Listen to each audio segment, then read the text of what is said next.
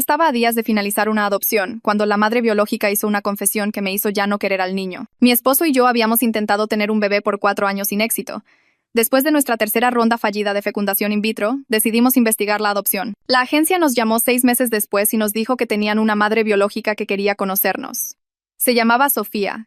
Tenía 22 años y 6 meses de embarazo. Manejamos a la oficina de la agencia y nos sentamos frente a ella en una pequeña sala de conferencias. Era chiquita y de voz suave, con cabello castaño largo. «Quiero que mi bebé tenga una vida mejor de la que yo puedo darle», dijo en voz baja. Cuando vi su perfil, supe que ustedes eran la familia correcta. Me solté a llorar ahí mismo.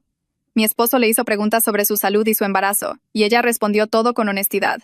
Antes de irnos, me miró y dijo: «Tengo un muy buen presentimiento sobre esto». Le dije que nosotros también.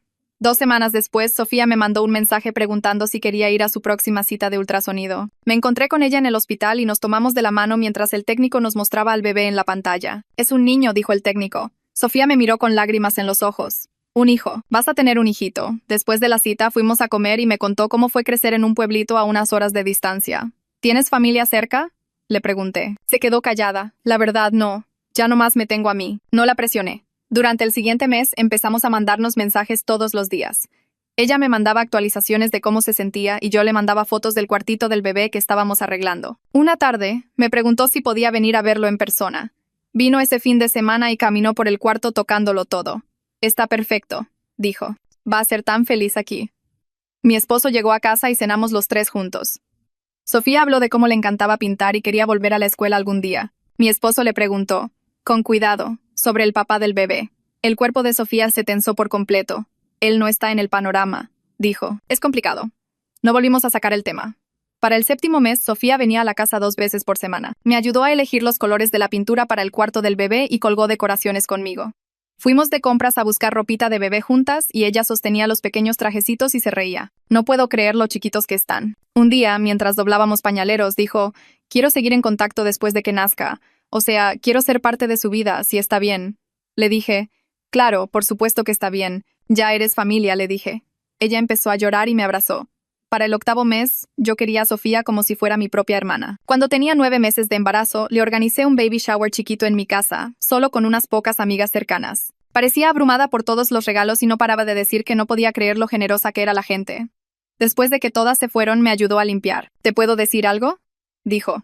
«Estoy muy asustada por el parto». Le tomé la mano. «Estaré contigo todo el tiempo si quieres». Ella asintió. «Sí, eso me encantaría». Estábamos a solo 5 días de su fecha de parto cuando me mandó un mensaje. «¿Podemos vernos? Solo tú y yo. Hay algo que necesito decirte antes de que nazca el bebé». Manejé para encontrarme con ella en un parque cerca de mi casa. Estaba sentada en una banca, viéndose más nerviosa que nunca. Me senté junto a ella. «¿Qué pasa? ¿El bebé está bien?». Ella asintió. «El bebé está bien. No es eso». Estaba retorciéndose las manos. «Necesito decirte la verdad sobre su papá. Mereces saberlo antes de finalizar la adopción». Le dije que no tenía que decirme nada si no estaba lista. Ella negó con la cabeza. «No, necesito decirlo. El papá es mi hermano. Mi hermano biológico». Me le quedé viendo fijamente. Crecimos juntos y cuando yo tenía 19 años nos dimos cuenta de que teníamos sentimientos el uno por el otro que no eran normales. Intentamos detenerlo, pero no pudimos. Llevamos 3 años juntos. Ya estaba llorando. Sé que está mal. Sé que todos pensarían que es asqueroso, pero es la única familia que me queda. Y lo amo. Cuando me embaracé, ambos supimos que no podíamos quedarnos con el bebé por lo que la gente pensaría, y por la genética y todo eso. Pero necesitaba que supieras la verdad antes de que te lo llevaras a casa. Me quedé ahí completamente muda, preguntándome si habíamos cometido el error más grande de nuestras vidas. No me podía mover. Sentía el cuerpo como si fuera de piedra, ahí sentada en esa banca del parque. Sofía seguía hablando, pero yo ya no podía oír las palabras por el zumbido en mis oídos. Trató de tomar mi mano, pero la retiré como si me hubiera quemado. Ella lloraba desconsoladamente, diciendo que lo sentía una y otra vez. Me levanté sin mirarla y caminé hacia mi coche. Me llamó, pero no volteé. Me subí y empecé a manejar. Agarraba el volante con tanta fuerza que me dolían las manos. El camino a casa tomó 20 minutos, pero no me acuerdo de nada. Solo miraba fijamente la carretera. Cuando llegué a la cochera, el coche de mi esposo ya estaba ahí.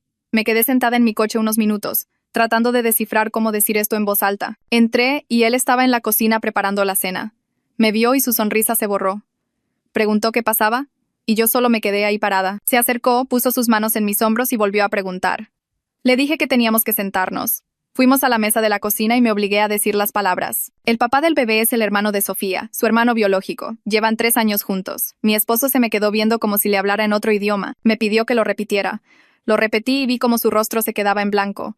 Nos quedamos ahí sentados, mirándonos. Ninguno de los dos sabía qué decir. El reloj en la pared hacía tic-tac. Mi esposo por fin habló y dijo que teníamos que echarnos para atrás. Ya, dijo que esto era demasiado y no era lo que habíamos acordado. Me escuché a mí misma defendiendo a Sofía, aunque me sentía enferma por dentro. Dije que al menos había sido honesta con nosotros. Él se levantó y empezó a caminar de un lado a otro. Dijo que honesta habría sido decirnos hace meses.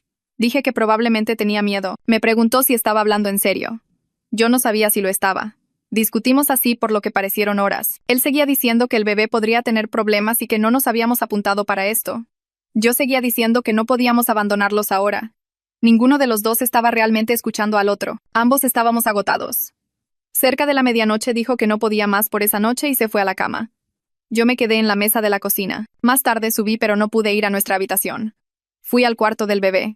Me acosté en el suelo y miré el techo. El móvil de elefantitos que colgamos juntos el mes pasado giraba lentamente con el ventilador de techo. Habíamos pasado tanto tiempo en este cuarto, dejándolo perfecto. La cuna estaba lista. El cambiador estaba lleno de pañales. El closet estaba lleno de ropita. Se suponía que un niño iba a dormir aquí en menos de una semana. Nuestro hijo. Excepto que ahora no sabía si podía hacerlo. Ya no sabía nada.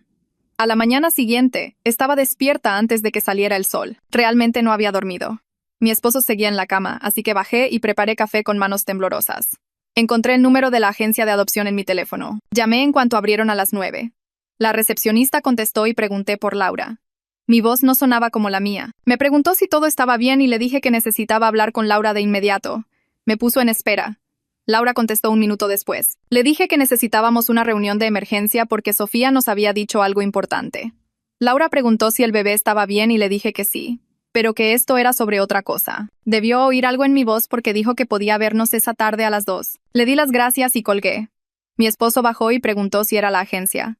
Asentí y le dije que teníamos una reunión a las 2. Se sirvió café y nos sentamos en la mesa de nuevo, sin hablar.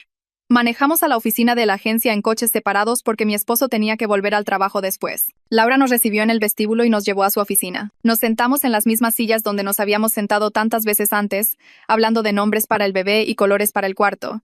Esta vez se sentía completamente diferente. Laura se sentó frente a nosotros con su libreta y preguntó qué estaba pasando. Miré a mi esposo y él me miró a mí. Me obligué a decirlo. Sofía nos dijo que el padre del bebé es su hermano biológico. Están en una relación. La pluma de Laura dejó de moverse. Su rostro se mantuvo tranquilo, pero vi cómo se le abrieron los ojos. Nos pidió que le dijéramos exactamente lo que Sofía había dicho. Mi esposo lo explicó esta vez. Laura escuchó sin interrumpir. Cuando terminó, se quedó callada por un largo tiempo. Luego dijo que en sus 15 años haciendo este trabajo nunca había lidiado con algo así. Dijo que necesitaba hablar con su supervisor Manuel antes de poder aconsejarnos sobre los siguientes pasos. Nos preguntó si estábamos bien. Y casi me río porque nada de esto estaba bien. Laura preguntó qué estábamos sintiendo en ese momento. Me di cuenta de que ni siquiera sabía cómo responder a eso. Mi esposo dijo que estaba preocupado por los problemas genéticos. Dijo que no sabía qué significaría criar a un niño nacido de algo así. Yo dije que estaba tratando de separar mis sentimientos sobre la situación de Sofía de mis sentimientos sobre el bebé, pero no podía. Laura escribía cosas en su libreta. Dijo que todas eran preocupaciones válidas. Dijo que necesitábamos tomarnos un tiempo para procesar esto y pensar en lo que queríamos hacer. Mi esposo preguntó qué opciones teníamos. Laura dijo que legalmente todavía podíamos echarnos para atrás, ya que la adopción aún no estaba finalizada. Dijo que la agencia apoyaría cualquier decisión que tomáramos. Escucharla decir que podíamos retirarnos lo hizo sentir real de una manera que no lo había sido antes. Podíamos simplemente alejarnos de todo esto. Regresamos a casa en coches separados de nuevo. Esa noche mi esposo empezó a hablar de retirarnos y sentí que me enojaba. Dijo que yo estaba siendo demasiado emocional y no pensaba en el lado práctico. Le grité que él estaba siendo frío. Le dije que estaba actuando como si el bebé estuviera roto y pudiéramos simplemente devolverlo. Él levantó la voz y dijo que eso no era justo. Yo también levanté la mía y dije que nada de esto era justo. Nos dijimos cosas que nunca nos habíamos dicho antes. Cosas hirientes, cosas que no podíamos retirar. Agarró su almohada y se fue al cuarto de visitas. Oí cerrarse la puerta. Nunca habíamos pasado una noche separados en todo nuestro matrimonio. Me quedé en nuestra cama sola y lloré hasta que no pude más. Al día siguiente abrí mi laptop en la mesa de la cocina. Escribí en el buscador sobre los riesgos genéticos para los niños nacidos de hermanos. Aparecieron páginas y páginas de resultados. Hice clic en sitios médicos y leí estudios y estadísticas. Algunos de los números daban mucho miedo. Mayores riesgos de ciertas enfermedades y condiciones. pero otros artículos decían que la mayoría de los bebés nacidos así de hecho estaban bien. Los datos iban en ambas direcciones. Seguí leyendo durante horas, tratando de encontrar algo que me dijera qué hacer, pero cada artículo solo complicaba más las cosas. Nada era claro o simple. Quería que alguien me dijera la respuesta correcta, pero no la había. Mi teléfono vibró en la mesa junto a mí. Un mensaje de Sofía. ¿Podemos hablar? Necesito saber que estás bien. Me quedé mirando el mensaje. Mis pulgares se movían sobre el teclado, pero no podía pensar en qué decir. Me quedé ahí sentada 20 minutos, solo mirando esas palabras en mi pantalla. Mi esposo entró a la cocina y preguntó si era ella. Asentí. Dijo que no debería contestar hasta que supiéramos qué íbamos a hacer. Puse mi teléfono boca abajo sobre la mesa, pero seguía pensando en Sofía, esperando una respuesta que no llegaba, preguntándose si íbamos a tomar a su bebé o a dejarla sin nada. Mi teléfono sonó a la mañana siguiente mientras yo seguía sentada en esa mesa de la cocina. El nombre de Laura apareció en la pantalla. Contesté y me preguntó si podíamos volver a la agencia. Dijo que había hablado con Manuel y que tenían información sobre nuestras opciones y lo que esto significaba legalmente. Su voz era cuidadosa y profesional, pero pude oír algo más por debajo. Sugirió que tal vez quisiéramos hablar con una terapeuta que trabajara con situaciones de adopción. Dije que sí a todo porque necesitaba que alguien me dijera qué hacer. Programamos ambas reuniones para los próximos 2 días. Después de colgar, me quedé ahí sentada, sosteniendo mi teléfono. Mi esposo entró y preguntó qué había dicho Laura. Le conté sobre las reuniones. Él asintió y se sirvió más café. Ninguno de los dos sabía qué más decir. El resto de ese día se movió en cámara lenta. Levantaba mi teléfono y lo volvía a dejar. Quería hablar con alguien, pero no podía contarle a nadie lo que estaba pasando. Por la tarde no pude más. Le mandé un mensaje a Patty y le pregunté si podía verme para tomar un café. Me respondió de inmediato, preguntando si todo estaba bien. Dije que necesitaba hablar. Me dijo que nos viéramos en el lugar cerca de su departamento en 1 hora. Llegué primero y me senté en un rincón, lejos de la gente. Patty entró, echó un vistazo a mi cara y se sentó rápido. Preguntó qué había pasado y le hice prometer que no le diría a nadie. Lo prometió. Le conté todo, empezando desde la banca del parque con Sofía. Vi cómo la expresión de Patty cambiaba de confundida a impactada, y luego a algo que no pude identificar. Cuando terminé, se quedó callada un buen rato. Me preguntó qué me decía mi instinto. Casi me río. Dije que mi instinto me gritaba 10 cosas diferentes y no sabía cuál escuchar. Patty revolvió su café y me miró. Me preguntó si estaba más molesta por lo del hermano y la hermana o por lo que podría significar para la salud del bebé. Me di cuenta de que había estado evitando esa pregunta exacta.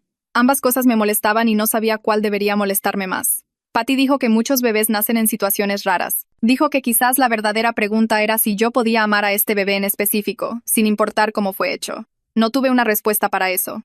Estiró la mano sobre la mesa y apretó la mía. Dijo que cualquier cosa que yo decidiera, ella me apoyaría. Salí de la cafetería sintiéndome igual de confundida, pero al menos ya no tan sola. Esa noche mi esposo y yo hablamos de nuevo, pero más tranquilos esta vez. Él se sentó en el sofá y yo en el sillón de enfrente. Dijo que tenía miedo de que, si adoptábamos al bebé, siempre pensaríamos de dónde vino cada vez que lo miráramos. Admití que me preocupaba lo mismo, pero también dije que me daba miedo alejarme de Sofía y del bebé cuando nos necesitaban. Preguntó cómo se suponía que íbamos a tomar una decisión tan grande. Dije que no sabía. Estuvimos de acuerdo en que necesitábamos ayuda de alguien que supiera de este tipo de cosas. Dijo que iría a la cita con la terapeuta conmigo. Era la primera vez que estábamos de acuerdo en algo desde lo del parque. Al día siguiente manejamos al consultorio de Adriana. Tenía una voz tranquila y no pareció sorprendida cuando le explicamos todo. Escuchó toda la historia sin interrumpir. Luego nos pidió que hiciéramos un ejercicio. Nos dio a cada uno papel y pluma. Nos dijo que escribiéramos cómo pensábamos que sería la adopción cuando empezamos, versus en lo que se había convertido. Miré ese papel en blanco por un largo tiempo. Había imaginado a una madre joven agradecida, un bebé sano y un proceso simple. Había imaginado sentir pura felicidad. La realidad estaba tan lejos de eso que casi no podía escribirlo. Cuando compartimos lo que escribimos, la lista de mi esposo era corta y práctica. La mía cubría toda la página y era principalmente sobre sentimientos. Adriana asintió como si esto le dijera algo importante. Luego nos pidió que imagináramos 2 futuros diferentes. Uno donde adoptábamos al bebé y otro donde no. Quería que describiéramos cómo serían nuestras vidas en 5 años en cada situación. Mi esposo escribió sobre logística, dinero y cómo manejaríamos los problemas médicos.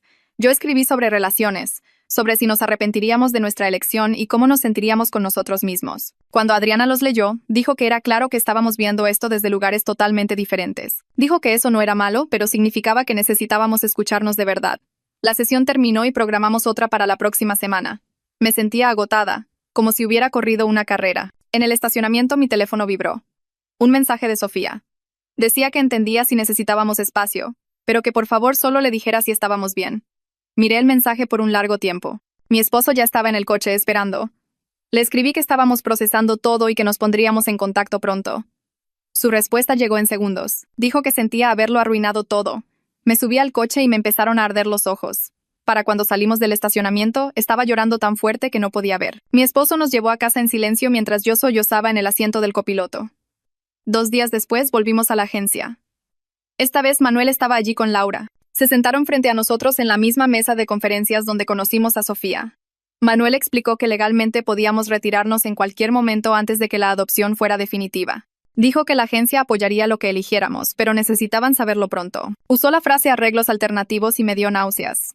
Estaba hablando de mi hijo como si fuera un paquete que necesitaba ser entregado. Laura agregó que Sofía había estado llamando varias veces al día, preguntando si ya habíamos decidido. Dijo que Sofía estaba pasándola muy mal y necesitaba saber de una forma u otra. La mandíbula de mi esposo se tensó. Dijo que Sofía había creado este desastre al mentir desde el principio. Entendía por qué estaba enojado, pero también sabía que Sofía estaba aterrada precisamente de esta reacción. Laura y Manuel intercambiaron una mirada. Manuel sacó una tarjeta de presentación y la deslizó sobre la mesa. Dijo que tal vez quisiéramos hablar con un consejero genético para entender los riesgos médicos reales en lugar de solo preocuparnos. Dijo que esta persona trabajaba en el hospital y se especializaba en embarazos de alto riesgo y asuntos genéticos. Tomé la tarjeta y miré el nombre impreso. Manuel dijo que el conocimiento podría ayudarnos a tomar una decisión más clara. Llamé e hice una cita para el día siguiente. Seguía buscando algún hecho concreto que hiciera obvia esta decisión, algo que me dijera la respuesta correcta, pero empezaba a pensar que tal cosa no existía. El consultorio de la consejera genética estaba en un edificio médico adjunto al hospital. Nos sentamos frente a ella en un pequeño escritorio cubierto de folletos sobre pruebas genéticas y condiciones hereditarias. Era más joven de lo que esperaba, tal vez de unos 30 años, con cabello rubio corto y voz tranquila. Nos pidió que le explicáramos la situación y lo hice a trompicones mientras mi esposo estaba sentado, rígido, a mi lado. Escuchó sin ninguna reacción visible y luego sacó un gráfico que mostraba cómo los rasgos genéticos pasan de padres a hijos. Explicó que los hermanos comparten alrededor del 50% de su ADN, lo que significa que es más probable que ambos porten los mismos genes dañinos. Si ambos padres portan un gen recesivo para un trastorno, su hijo tiene un 25% de probabilidad de heredar ambas copias y desarrollar la condición. Pero dijo que la palabra clave era sí. Sin hacerles pruebas a Sofía y a su hermano, no podíamos saber qué genes específicos portaban o cuál era el riesgo real para este bebé en particular. Nos mostró estadísticas en una pantalla.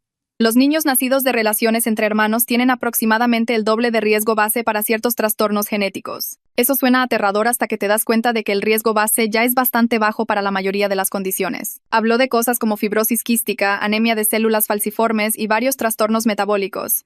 Mi esposo tomaba notas en su teléfono. Yo solo estaba ahí sentada, tratando de procesar números que se sentían enormes y pequeños al mismo tiempo. La consejera dijo que la incertidumbre era a menudo más difícil para los padres que saber que definitivamente habría problemas. Al menos con certeza te puedes preparar. Con incertidumbre, solo te queda esperar y ver. Mi esposo preguntó si el bebé sería examinado después de nacer. La consejera explicó que el tamizaje neonatal estándar detecta algunas condiciones, pero no todo. Mostró una lista de lo que el Estado prueba automáticamente. Era más larga de lo que esperaba, pero seguía siendo solo una fracción de los posibles problemas genéticos. Dijo que muchas condiciones no aparecen hasta más tarde en la infancia o incluso en la edad adulta. Algunos retrasos en el desarrollo podrían no ser obvios hasta que el niño comience la escuela. Algunos problemas de salud podrían no aparecer hasta la adolescencia o después. Me di cuenta de que podíamos adoptar a este bebé y pasar años esperando a que aparecieran problemas. Cada vez que se enfermara o pareciera lento para alcanzar un hito, nos preguntaríamos si estaba conectado con cómo fue concebido. La consejera debe haber visto algo en mi cara porque dijo que muchos niños nacidos de relaciones consanguíneas son completamente sanos. Usó esa palabra, consanguíneas, como si hiciera la situación más clínica y menos perturbadora. Dijo que no debíamos asumir lo peor, pero tampoco ignorar los riesgos elevados. Se ofreció a conectarnos con un grupo de apoyo para padres que lidian con preocupaciones genéticas. Mi esposo preguntó qué porcentaje de niños de relaciones entre hermanos tienen problemas serios. Ella dudó y dijo que es difícil dar un número exacto porque muchos casos no se reportan o estudian. La investigación es limitada y a menudo sesgada. Estimó que tal vez del 15 al 20% tienen problemas significativos, pero eso era solo una suposición educada, lo que significaba que del 80 al 85% probablemente estaban bien. Mi esposo se aferró a ese número como si fuera un salvavidas. En el camino a casa, no dejaba de decir que 80% de probabilidades no estaba mal. Le señalé que 20% de probabilidades tampoco estaba bien. ¿Se subiría a un avión si tuviera un 20% de probabilidades de estrellarse?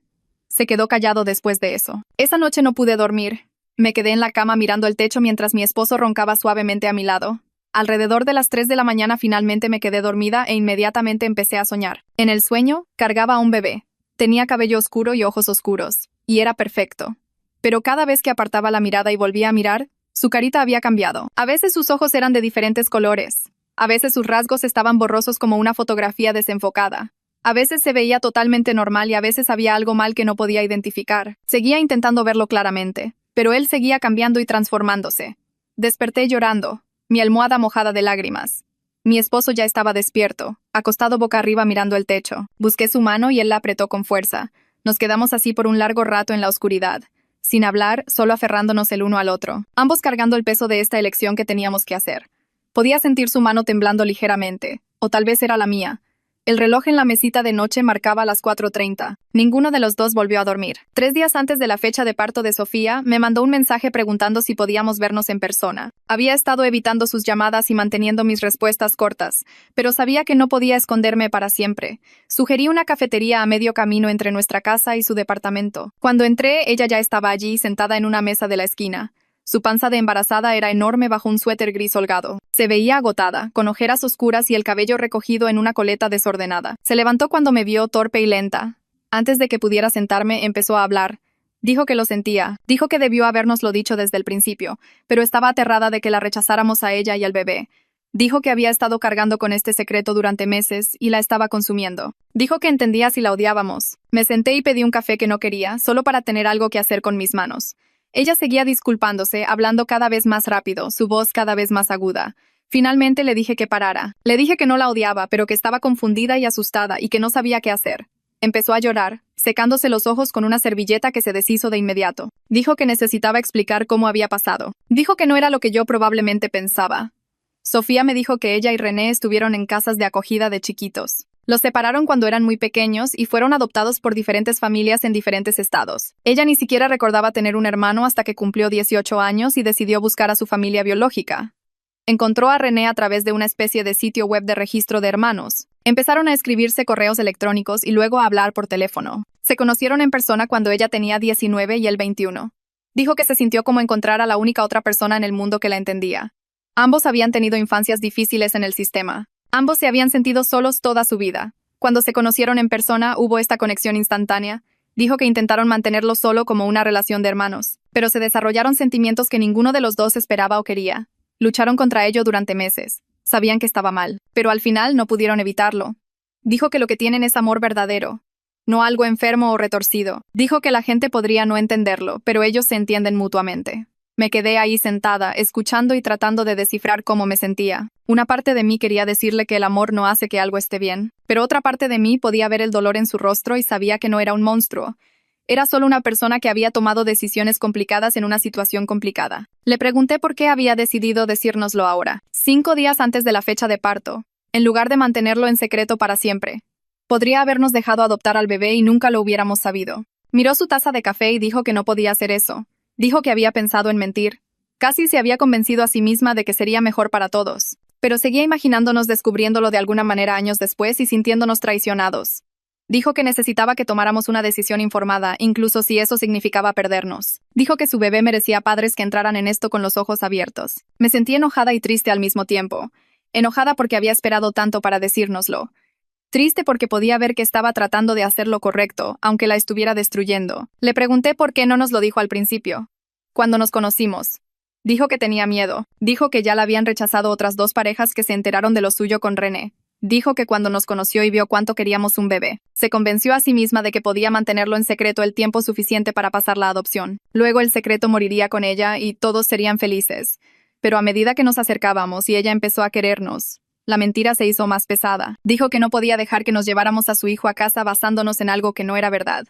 Sofía me miró con los ojos rojos e hinchados y me preguntó directamente si todavía planeábamos adoptar al bebé. Tuve que decirle honestamente que aún no lo sabíamos. Todavía estábamos tratando de descifrar qué hacer. Ella asintió como si esperara esa respuesta. No parecía sorprendida ni molesta, solo resignada. Preguntó si al menos lo conoceríamos después de que naciera, antes de tomar una decisión final. Dijo que entendía si no podíamos comprometernos ahora, pero quería que lo viéramos y lo cargáramos antes de decidir cualquier cosa. Le prometí que estaríamos en el hospital cuando entrara en labor de parto. Las palabras salieron de mi boca antes de que realmente las pensara. No estaba segura de si era una promesa que debería estar haciendo. ¿Qué pasaría si conocíamos al bebé y nos enamorábamos de él, y luego decidíamos que no podíamos seguir adelante? ¿No sería eso peor para todos? Pero Sofía pareció tan aliviada cuando lo dije que no pude retractarme. Estiró la mano sobre la mesa y apretó la mía. Dijo gracias una y otra vez. Me terminé el café aunque ya se había enfriado. Nos quedamos allí unos minutos más sin hablar realmente.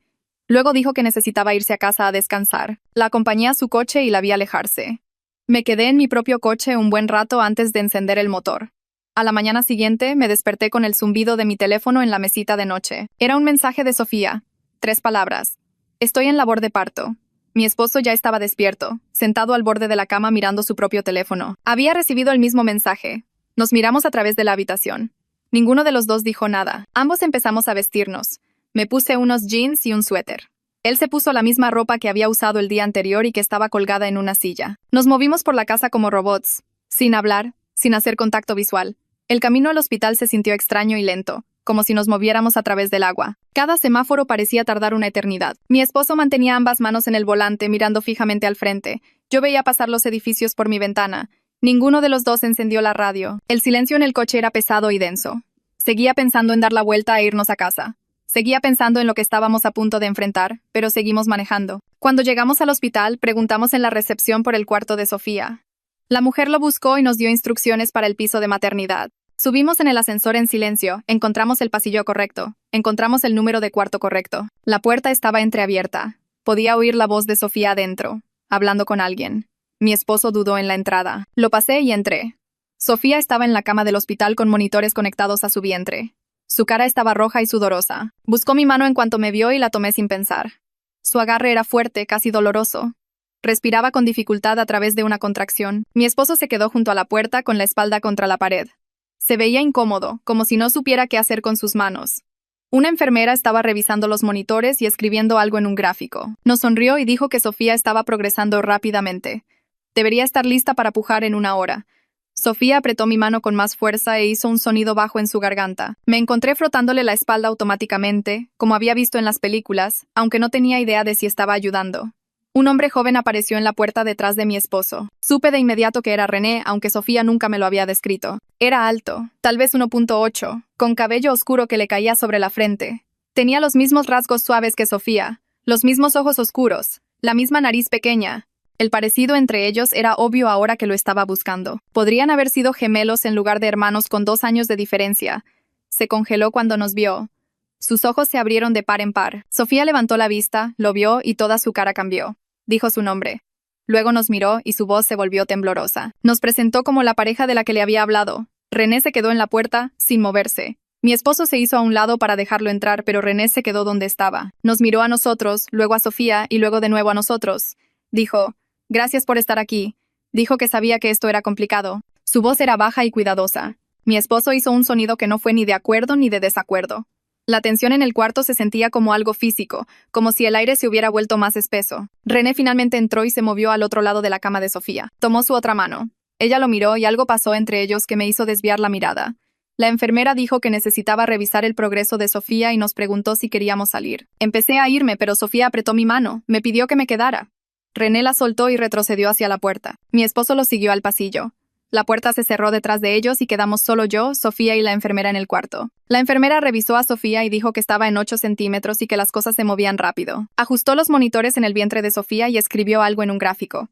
Sofía agarró mi mano con fuerza durante otra contracción. Todo su cuerpo se tensó. Conté en voz alta como había visto hacer en las películas, sin saber si ayudaba, pero necesitaba hacer algo. Cuando pasó la contracción, Sofía se relajó contra las almohadas, respirando con dificultad. La enfermera salió a buscar al doctor y quedamos solo nosotras dos. Sofía me miró con lágrimas en los ojos y me agradeció por quedarme. Le limpié la frente con un paño húmedo de la mesa junto a la cama. Otra contracción comenzó y apretó mi mano tan fuerte que pensé que me rompería los huesos. El doctor entró unos 20 minutos después. Una mujer de unos 50 años con cabello gris recogido en un moño. Se presentó y volvió a revisar a Sofía. Dijo que probablemente pasarían unas horas más, pero que todo se veía bien. Sofía preguntó si las personas en el pasillo podían volver a entrar. El doctor dijo que sí, pero advirtió que una vez que comenzara a pujar, necesitaría desalojar el cuarto excepto por una persona de apoyo. Sofía asintió. Mi esposo y René regresaron y el aire se volvió a llenar de tensión. René se movió al otro lado de Sofía y tomó su mano. Mi esposo se quedó cerca de la puerta como antes. Nadie habló. Todos nos quedamos allí, escuchando el pitido de los monitores y la respiración de Sofía. El tiempo se movía de forma extraña, rápido y lento al mismo tiempo. Las contracciones venían cada pocos minutos y cada vez Sofía apretaba nuestras manos y respiraba a través del dolor.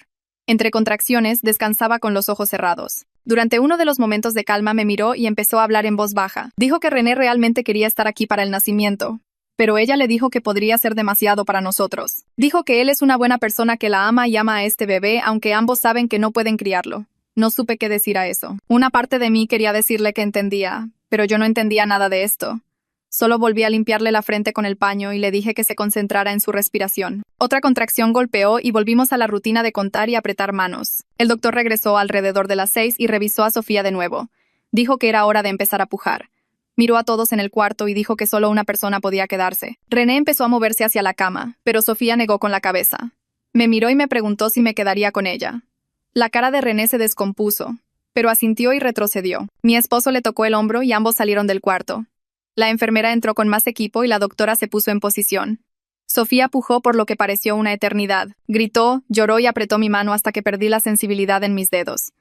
La doctora seguía diciendo que lo estaba haciendo genial y que pujara más fuerte. Me paré al lado de la cabeza de Sofía y traté de animarla, aunque me sentía completamente inútil. Todo fue caótico y crudo, nada parecido a las escenas de parto tranquilas que había imaginado.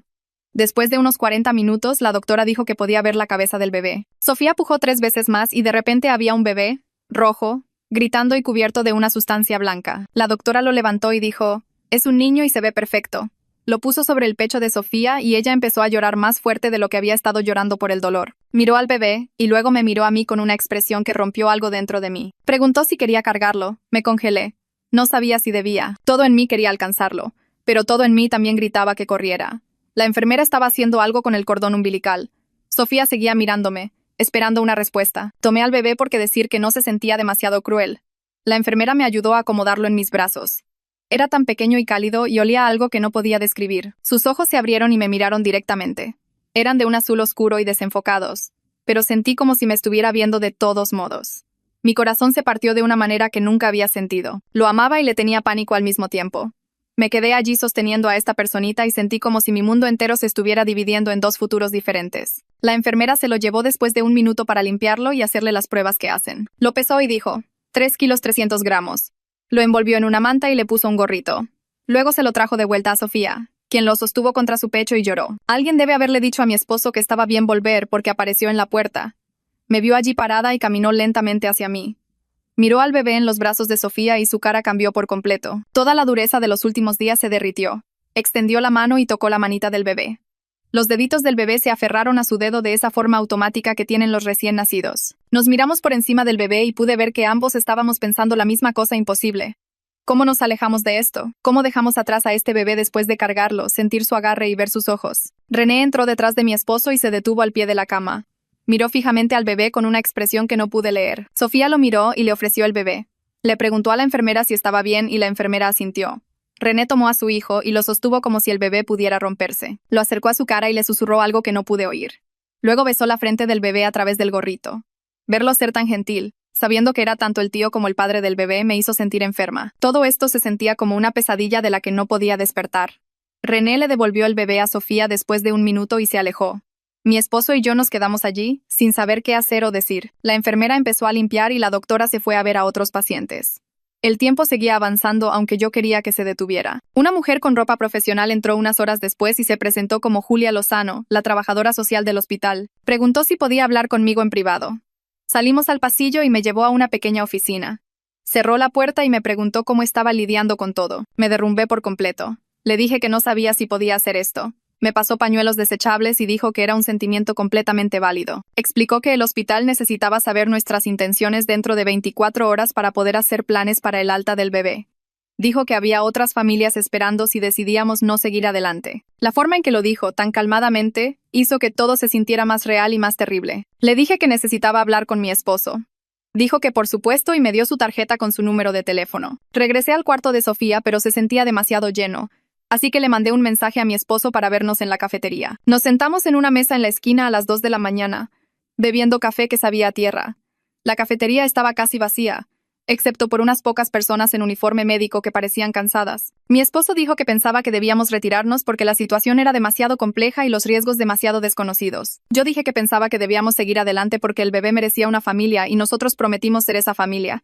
Discutimos así por más de una hora. Cada vez que uno de nosotros daba un punto, el otro tenía un contraargumento. Estábamos atorados. Entonces me hizo una pregunta que lo hizo todo más difícil. Me preguntó si de verdad me veía explicándole a nuestro hijo algún día que sus padres biológicos eran hermanos que estaban enamorados. Traté de imaginar esa conversación y sentí que mi certeza comenzaba a quebrarse.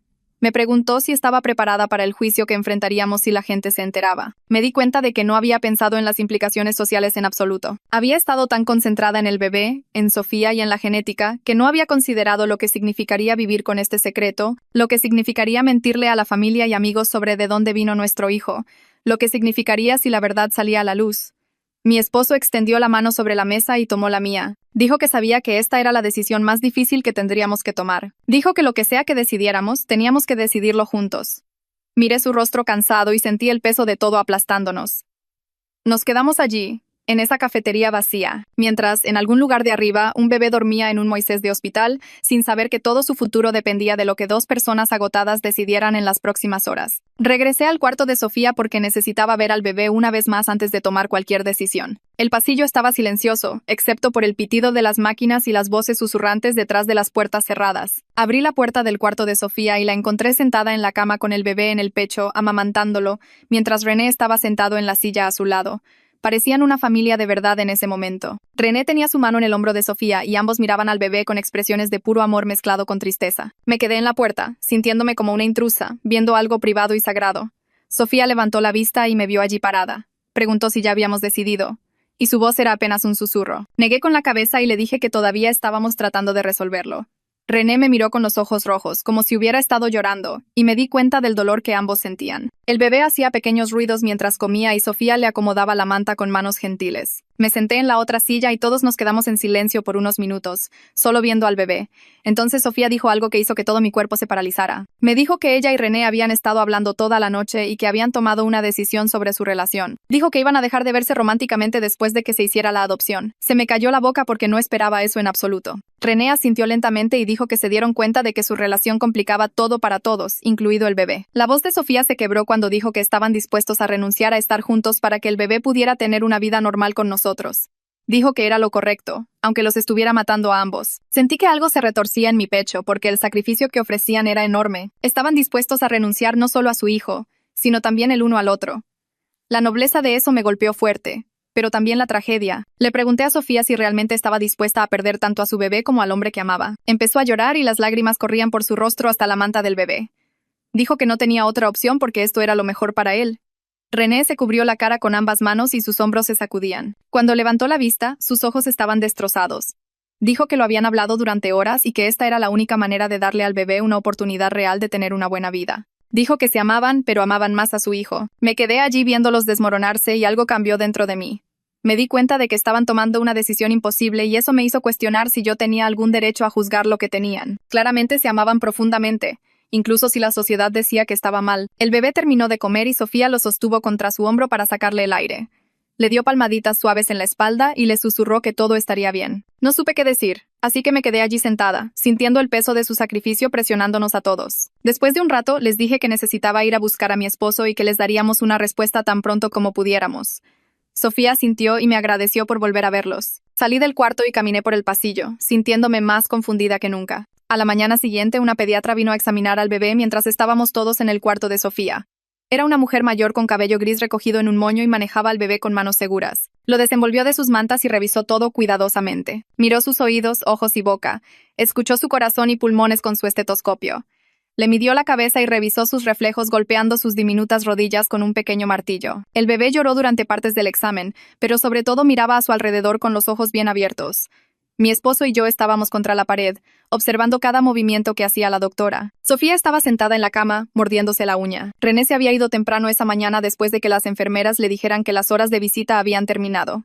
Después de unos 20 minutos, la pediatra volvió a envolver al bebé y se lo entregó a Sofía. Dijo que el bebé estaba perfectamente sano, sin signos evidentes de ningún problema genético. Explicó que todos sus tamizajes neonatales habían salido normales. Mi esposo soltó un aliento que había estado conteniendo y preguntó si eso significaba que no había ningún problema en absoluto. La doctora dijo que no podía prometer que no aparecería nada más tarde, porque algunas condiciones no se manifiestan hasta que los niños crecen. Pero en este momento todo se veía bien. Dijo que su corazón era fuerte, sus pulmones estaban limpios y todas sus partes estaban formadas correctamente. Mi esposo se aferró a esta información como si fuera un salvavidas. Dijo que tal vez los riesgos genéticos no eran tan malos como pensábamos.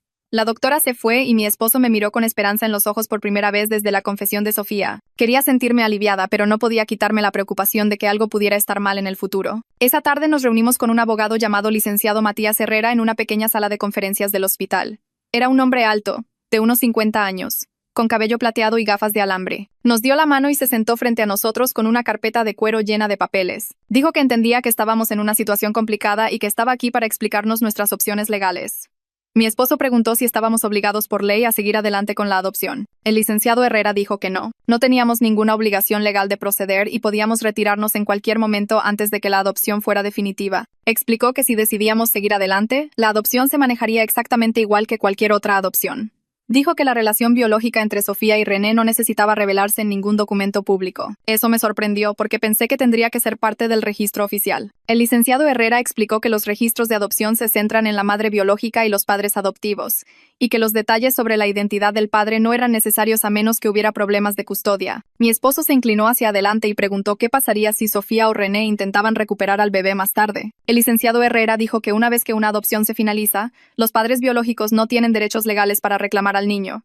Dijo que la ley era muy clara al respecto y que existían fuertes protecciones. Explicó que tanto Sofía como René tendrían que firmar papeles renunciando a todos los derechos parentales permanentemente. Mi esposo hizo otra pregunta sobre qué pasaría si aparecían problemas genéticos más tarde, a medida que el bebé creciera. El licenciado Herrera dijo que tendríamos los mismos derechos y responsabilidades que cualquier padre adoptivo en esa situación. Dijo que la agencia de adopción podría tener algunos servicios de apoyo disponibles, pero legalmente seríamos totalmente responsables del cuidado del niño. Todo lo que dijo el licenciado Herrera era práctico y tenía sentido desde un punto de vista legal, pero nada de eso abordaba el desastre emocional con el que estábamos lidiando. No podía decirnos cómo sentirnos acerca de criar a un niño nacido del incesto.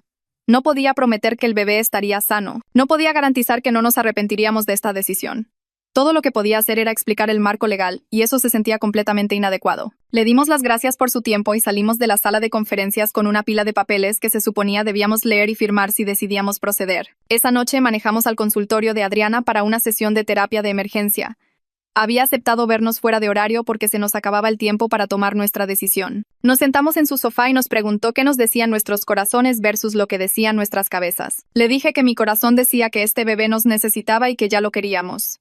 Pero mi cabeza decía que la situación era demasiado complicada y que no estábamos equipados para manejarla. Mi esposo dijo que su corazón y su cabeza le decían que debíamos retirarnos. Dijo que seguía tratando de imaginar criar a este niño y no podía verlo funcionar.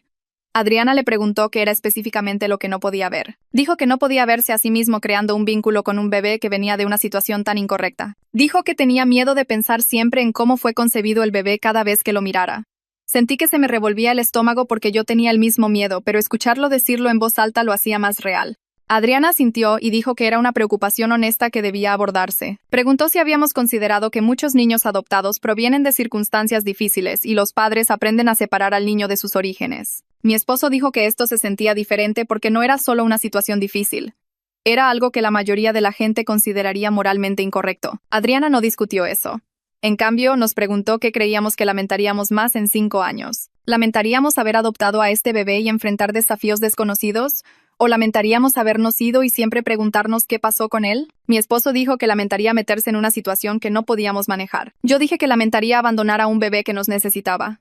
Adriana señaló que toda adopción implica incógnitas y riesgos. Dijo que esta situación era más extrema, pero quizás no fundamentalmente diferente de otras adopciones complicadas. La cara de mi esposo se puso roja y dijo que esto era absolutamente diferente. Dijo que la mayoría de los niños adoptados no son producto de incesto entre hermanos. Adriana se mantuvo tranquila y le preguntó si pensaba que el bebé merecía menos amor por cómo fue concebido. Mi esposo no respondió de inmediato.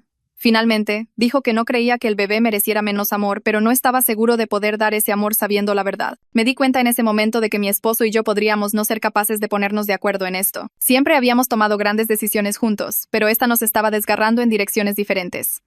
Nos sentamos en el consultorio de Adriana durante otra hora, dando vueltas en círculos. Nos hizo preguntas que nos hicieron pensar, pero no nos dio ninguna respuesta. Finalmente, dijo que necesitábamos tomar una decisión basada en aquello con lo que pudiéramos vivir a largo plazo, no en lo que se sintiera más fácil en este momento. Nos recordó que el hospital necesitaba nuestra respuesta para mañana por la mañana.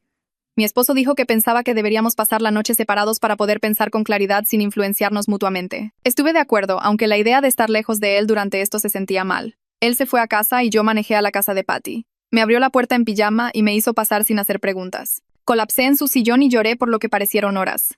Se sentó a mi lado, frotándome la espalda y dejando que sacara todo. Cuando finalmente dejé de llorar, me preparó un té y nos sentamos en su cocina mientras le contaba todo lo que había pasado desde que nació el bebé. Le conté sobre ver a Sofía y René juntos, pareciendo una familia. Le conté sobre su decisión de terminar su relación. Le conté sobre la pediatra diciendo que el bebé estaba sano. Le conté sobre el abogado, la sesión de terapia y que mi esposo quería retirarse. Patty escuchó todo sin interrumpir. Cuando terminé, me hizo una simple pregunta. Me preguntó qué haría si supiera con certeza que el bebé estaría sano y que nunca habría problemas genéticos. Empecé a responder y luego me detuve porque me di cuenta de algo importante. Me di cuenta de que mi miedo no era realmente sobre la genética. Era sobre tener que explicarle esta situación a nuestro hijo algún día. Era sobre decirle que sus padres biológicos eran hermano y hermana que se amaban. Era sobre ver su cara cuando supiera la verdad de dónde venía. Patty asintió como si entendiera. Dijo que cada niño tiene una historia sobre de dónde vino, y algunas historias son más difíciles que otras. Me preguntó si pensaba que este bebé merecía menos amor porque su historia era complicada. Dije no de inmediato, sin siquiera pensarlo. Ella sonrió tristemente y dijo, quizás esa sea tu respuesta. No si la situación era perfecta, fácil o normal, sino si podía amar a este niño sin importar qué. Me quedé sentada en su cocina a medianoche, mirando mi té frío y sintiendo que algo hacía clic en mi mente. Apenas dormí en casa de Patty, dando vueltas en su sillón y revisando mi teléfono cada pocos minutos. A las 5 de la mañana me rindo y le mando un mensaje a mi esposo pidiéndole que nos veamos en el hospital. Necesito ver al bebé una vez más antes de tomar nuestra decisión final. Manejo por calles vacías mientras el sol empieza a salir, mis manos temblando en el volante. Cuando llego al hospital, tomo el ascensor hasta el piso de maternidad y camino más allá de la estación de enfermeras hasta la ventana del cunero. Mi esposo ya está allí, de pie, con las manos apoyadas en el cristal, mirando a nuestro bebé. No se da la vuelta cuando me pongo a su lado. El bebé está durmiendo en un Moisés de plástico transparente con un gorrito azul tejido en la cabeza. Sus pequeñas manos están hechas puños cerca de su cara. La voz de mi esposo es áspera cuando finalmente habla. Dice que ha estado aquí por 1 hora, tratando de imaginar nuestra vida sin este niño, y no puede. Dice que seguía pensando en el cuarto del bebé en casa, en el móvil de elefantitos que colgamos juntos y en la ropita doblada en la cómoda. Dice que pensó en nunca saber cuál sería la primera palabra del bebé o cómo sonaría su risa. Se limpia los ojos con el dorso de la mano. Tomo su otra mano y la aprieto. Nos quedamos allí juntos, viendo al bebé dormir, y siento que algo se asienta en mi pecho. Vamos al cuarto de Sofía sin discutirlo, ambos sabiendo que hemos tomado nuestra decisión. Cuando abrimos la puerta, encontramos a Sofía ya vestida con jeans y una sudadera, sentada al borde de la cama con el bebé en brazos. René está de pie junto a la ventana, mirando hacia el estacionamiento. Ambos se giran cuando entramos y la cara de Sofía palidece. Sostiene al bebé con más fuerza contra su pecho, como si tuviera miedo de que se lo fuéramos a quitar en ese momento. René se acerca a ella y pone su mano en su hombro. El bebé hace un pequeño ruido y Sofía lo mira con tanto amor y dolor en su rostro que tengo que apartar la mirada. Mi esposo busca mi mano y su agarre es tan fuerte que casi duele. Puedo sentir mi corazón latiendo fuerte en mi pecho. Me doy cuenta de que lo que sea que digamos en este momento cambiará todas nuestras vidas para siempre. No hay vuelta atrás de esta decisión. Sofía está llorando antes de que hablemos. Las lágrimas corren por su rostro mientras mece al bebé suavemente. Tomo una respiración profunda y le digo que hemos decidido seguir adelante con la adopción. Le digo que creemos que este bebé merece una familia que lo ame sin importar qué, y que queremos ser esa familia. El cuerpo entero de Sofía comienza a temblar con sollozos y se inclina sobre el bebé como si tratara de protegerlo y agradecernos al mismo tiempo.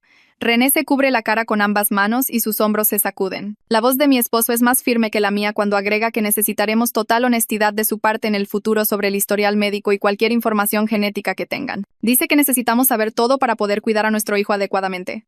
René baja las manos y asiente rápidamente. Dice que nos dirán cualquier cosa que necesitemos saber, cualquier cosa. Sofía apenas puede hablar entre llantos, pero se las arregla para decir gracias una y otra vez. El bebé empieza a quejarse y ella lo mece automáticamente mientras las lágrimas gotean sobre su manta. Me acerco a la cama y me siento a su lado. Le digo que todavía queremos que tenga contacto con el bebé, como lo planeamos. Fotos y actualizaciones un par de veces al año, y tal vez visitas cuando sea mayor. Me mira con los ojos rojos y pregunta si de verdad lo digo en serio. Asiento y le digo que ella sigue siendo parte de esto. René se aclara la garganta y pregunta en voz baja si él también puede ser parte de ese contacto. Mi esposo y yo nos miramos y puedo ver que él está luchando con la respuesta. Después de lo que parece mucho tiempo, dice que sí, pero que tiene que haber reglas claras al respecto. Dice que necesitamos establecer límites que todos puedan seguir. René acepta de inmediato y dice que harán lo que les pidamos. Todos estamos llorando ahora, incluso mi esposo, que casi nunca llora. Sofía pregunta si puede cargar al bebé unos minutos más y le digo que se tome todo el tiempo que necesite. Ella besa su frente y le susurra algo que no puedo oír. René se sienta al otro lado de la cama y toca la mano del bebé con un dedo. Lo miran juntos como si trataran de memorizar cada detalle. Los veo despedirse de su hijo y siento como si mi corazón se estuviera rompiendo y sanando al mismo tiempo. La agencia de adopción se mueve rápido una vez que les damos nuestra decisión. Laura viene al hospital esa tarde con el papeleo y explica lo que sigue. Hay formularios que firmar y pasos legales que seguir, pero dice que todo debería estar finalizado en unos pocos días. Sofía firma los papeles con manos temblorosas mientras René está de pie detrás de ella con la mano en su espalda. Mi esposo y yo firmamos nuestra parte y entonces está hecho. El bebé es legalmente nuestro. 2 días después, lo llevamos a casa, al cuarto que pasamos meses preparando.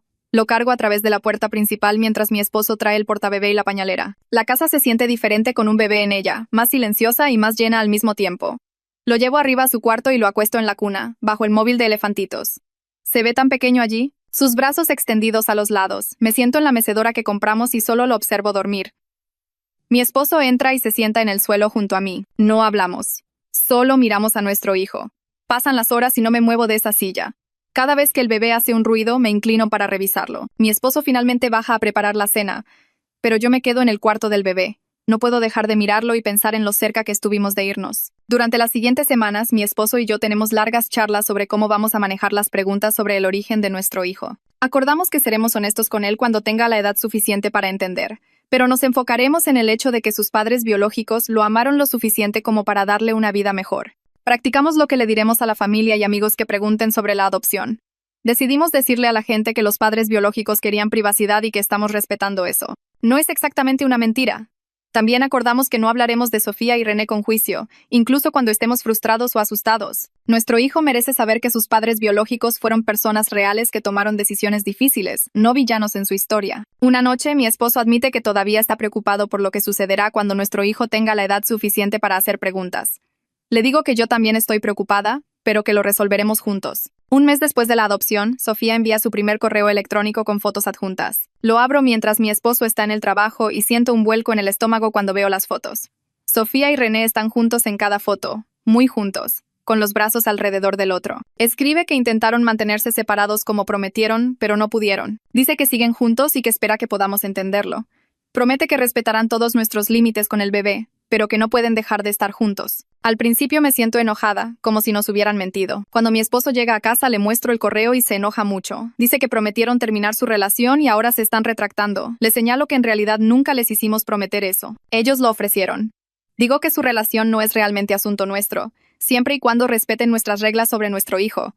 Mi esposo discute un rato, pero finalmente admite que tengo razón. Le respondemos a Sofía diciendo que apreciamos su honestidad y que continuaremos con el acuerdo de contacto que pactamos.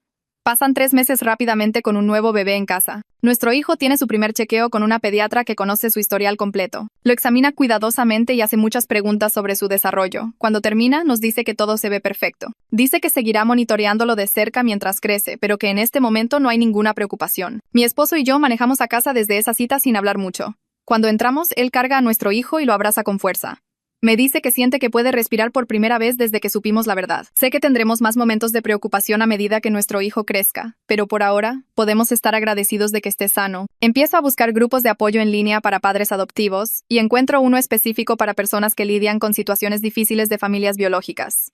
Me uno a un foro privado y leo las historias de otras personas. Una mujer escribe sobre adoptar hermanos que nacieron de padre e hija. Habla sobre cómo manejó decirles la verdad a los niños cuando eran adolescentes y cómo estableció límites con el padre biológico. Leer su publicación me hace sentir menos sola. Me doy cuenta de que muchas familias están lidiando con cosas que parecen imposibles desde fuera. Otra mujer adoptó a un niño cuya madre biológica era adicta a las drogas y sigue recayendo. Alguien más adoptó a su nieto después de que su propia hija fuera a prisión. Cada historia es diferente, pero todos estamos tratando de hacer lo correcto por nuestros hijos mientras lidiamos con cosas muy difíciles. Empiezo a publicar mi propia historia y la gente responde con consejos y apoyo. Ayuda a hablar con otros que entienden. 6 meses después de que trajimos a nuestro hijo a casa, Patty viene de visita. Se sienta en el sofá y me observa darle un biberón.